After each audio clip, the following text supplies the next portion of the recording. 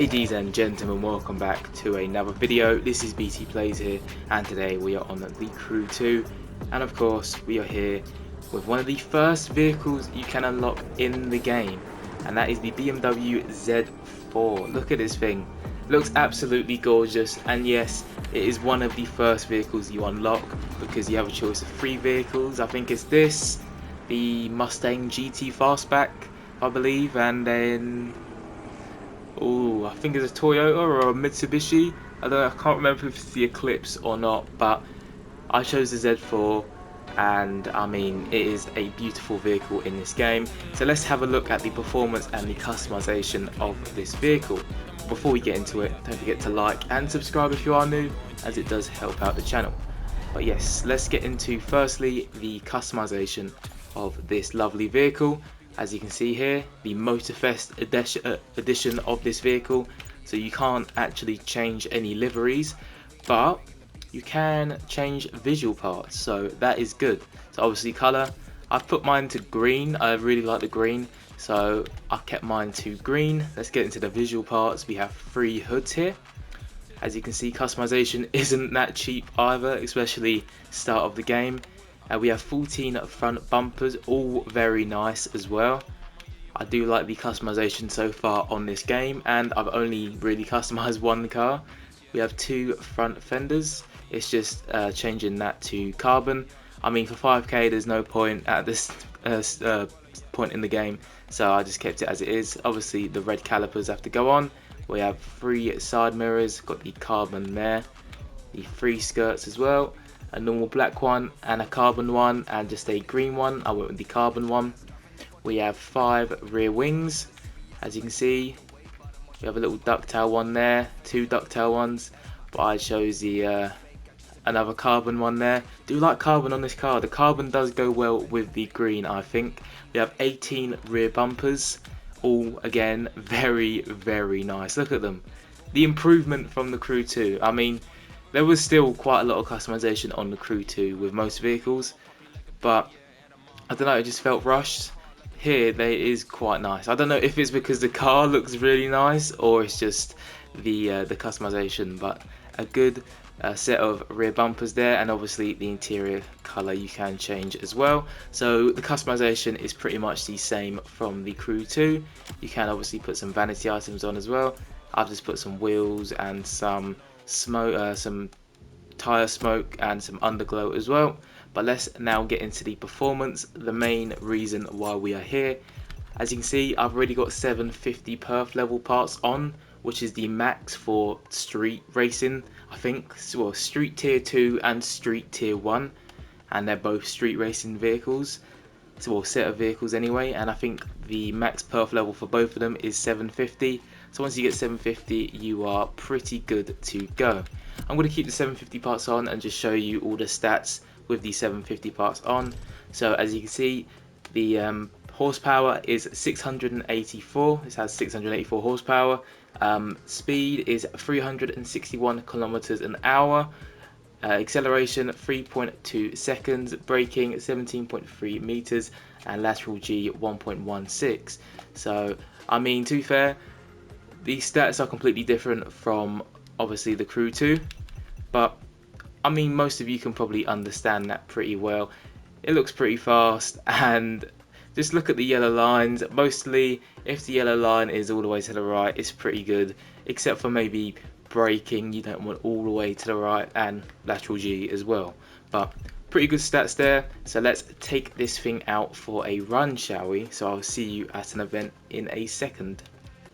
And one quick thing before we test out this vehicle, here are the pro settings to make the vehicle feel more suited to you, and if you change something you can see the instant response on the right. So if I want to put final drive to -9%, as you can see my speed goes down to 348 from 361, or if I put my grips, if I loosen my grip from my front tyres to like -14%, then obviously you can see that impacts the braking of the vehicle. So yeah, they are better designed, I think, the pro settings in this game. So if you want to dig deep into the pro settings, then this is the full menu here with everything included. But let's test out this vehicle and I'll see you there in a second. Here we are at the race start screen, and I've obviously picked my lovely Z4, and here you can change the difficulty of the event, but changing the difficulty only changes the XP you get from the event. I'm going to put it on 5 out of 5 because we have got 4 parts on this thing now, so we'll see if this vehicle can be put to the test, because it's quite hard, to be fair. Well, with all the playlists you get loaned vehicles, so you're at a bit of a disadvantage if you put it on 5 out of 5 hard difficulty. So let's see if this vehicle can put up with it. Here we go. This thing is very nice. I have used it quite a little bit, because pretty much this is the vehicle that I got from, well, like the only vehicle I have from the Crew Motorfest. Obviously I've got all my vehicles from the Crew 2 as well, but I wanted to use something new and fresh. So yeah, I've been using this quite a bit, and it feels pretty decent as well. It handles quite well, which is nice to see. And yes, as you can see, 5 out of 5 difficulty is not messing around. With 750 parts on, we are still like sitting 7th. So yeah, I'm glad that has happened, because not every race is just a walk in the park anymore. You actually have to be good at the game, or actually have good vehicles to properly participate. And one good thing with the rewind feature is you can rewind back to a certain point. That's just for what's it called?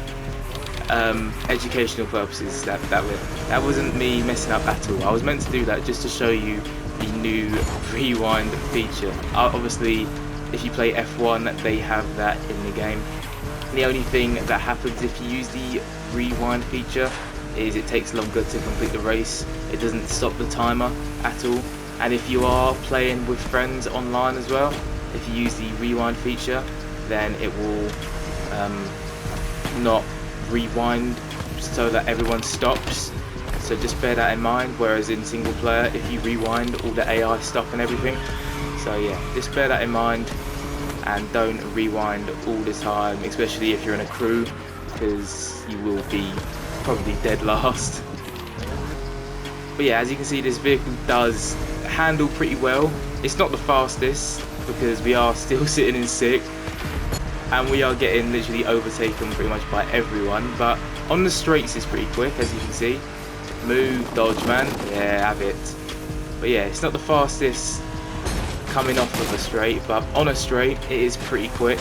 And it looks like we're going to be 4th, because I've just messed that up. No, maybe even 6th, 7th as well. Can't make it 7, maybe not. 6th. Yeah, that was not great at all. I didn't even reach top 3.